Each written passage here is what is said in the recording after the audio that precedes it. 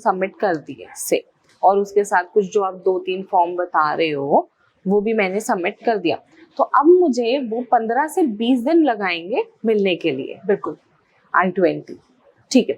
So technically ये जो मैं पूरा प्रोसेस समझ रही हूँ, मैंने नवंबर दिसंबर में अप्लाई करा और मुझे ऑफर लेटर 2 से आप 1 से 1.5 महीना बता रही हैं, तो 1.5 महीना अब मेरा आ गया फेब मिड। या सो फेब मिड में मैंने फाइनेंशियल्स अपने अरेंज करे, मैंने डिपॉजिट पे करा, मैंने I-20 के लिए अप्लाई करा, तो मुझे मेरी I-20 रिसीव हुई by March and. Yes, mid of March and March and, right. So technically March and तक मेरे हाथ में I-20 आ गया। यस। अब I-20 अगर मार्च एंड तक मेरे हाथ में आ गया है तो अब मैं वीजा के लिए फाइल कर सकती हूँ। Yes, yes.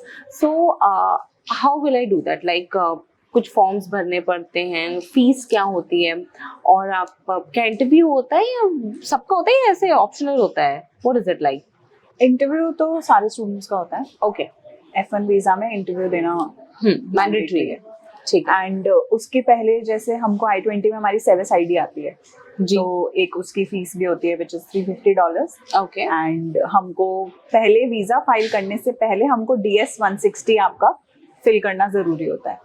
सो DS-160 जो है वो 22 to 23 पेजेस का एक डॉक्यूमेंट होता है, जिसमें स्टूडेंट्स की सारी डिटेल्स होती हैं, पर्सनल डिटेल्स होंगी, एजुकेशन, पेरेंट्स की डिटेल्स, यूनिवर्सिटी की डिटेल्स, आपके वर्क एक्सपीरियंस करा है काम तो उसका, और बाकी सारी पर्सनल डिटेल्स उसमें मेंशन होती है, जिसके बेसिस पे वीजा इंटरव्यूअर क्वेश्चंस, जो वीजा ऑफिसर्स होते हैं वो क्वेश्चंस पूछते हैं। ठीक। और जैसे DS-160 फिल कर दिया हम लोगों ने, फिर हम वीजा के लिए ID जनरेट करते हैं स्टूडेंट की, उसके अंदर जो DS-160 का कोड है वो उसके अंदर डलता है, and then we book the slot for the student, and again we need to wait for the slots to open, और वो सारा टाइम। तो ये जो आप ID क्रिएट करती हैं, जो स्लॉट बुक करती हैं, where is it like? Is it a portal और something? It is a portal, CGI federal करके एक पोर्टल है, उस पे स्टूडेंट का हम लोग वीजा ID क्रिएट करते हैं। अच्छा, हाँ, मतलब जो वो CGI पोर्टल पे अपन अकाउंट बनाते हैं, उसमें वो बेसिक डिटेल्स ही डालनी होती है अपने को कि कौन सा वीजा टाइप अपना है, लाइक F1 है, नॉन इमिग्रेंट है, फिर साथ जा रहा है कि नहीं, वो सारी डिटेल्स उसमें, वो सारी डिटेल, पासपोर्ट का सारा, सब क्लिकेबल क्वेश्चंस ही है उसमें, कुछ ऐसा आपको पैराग्राफ नहीं लिखना है।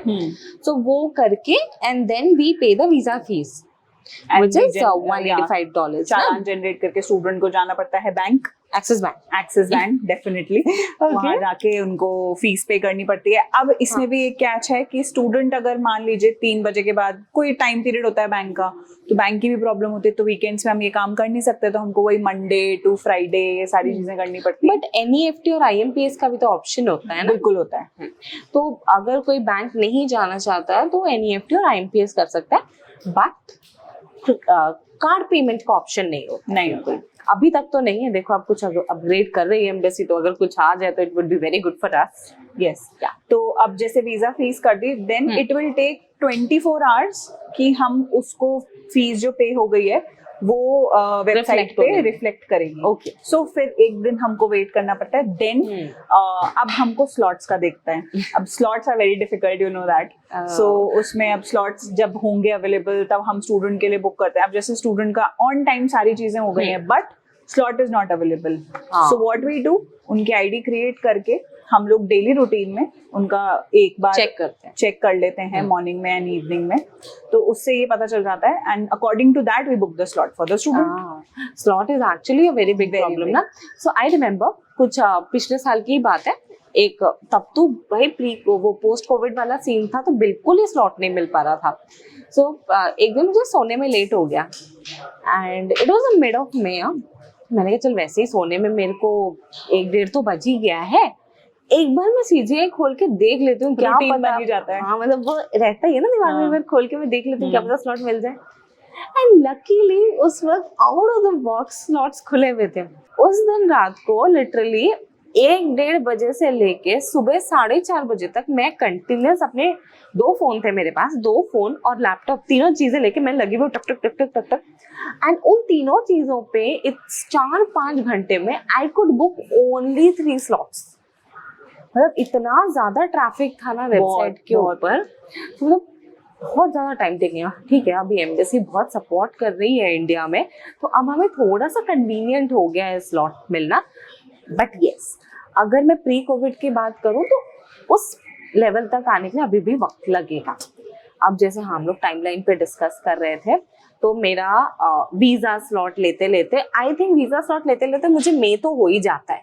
डेफिनेटली हाँ, मतलब कई बार फर्स्ट वीक ऑफ मई, कई बार मिड ऑफ मई हो जाता है, तो मुझे स्लॉट मिलता है या तो एंड ऑफ मई का या फिर जून जुलाई का। बिल्कुल।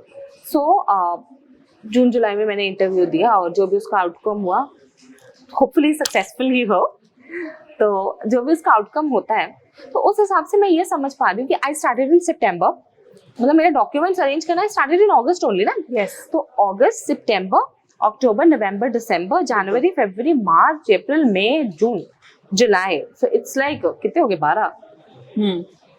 आराम से 1 साल हो ही गया ऑलमोस्ट, देखा जाए तो। फिर स्टूडेंट्स को उनका प्रिपरेशन करनी होती है। अगर जैसे वीजा हो गया तो 1 हफ्ता 2 हफ्ता वीजा आएगा, स्टूडेंट उसको सेलिब्रेट करेगा, देन डेफिनेटली पेरेंट्स के साथ टाइम स्पेंड करेंगे, अपने पैकिंग एंड शॉपिंग और ये सारी चीजों में टाइम, बिकॉज अगर शॉपिंग नहीं है तो स्टूडेंट वैसे भी अपसेट जाएगा।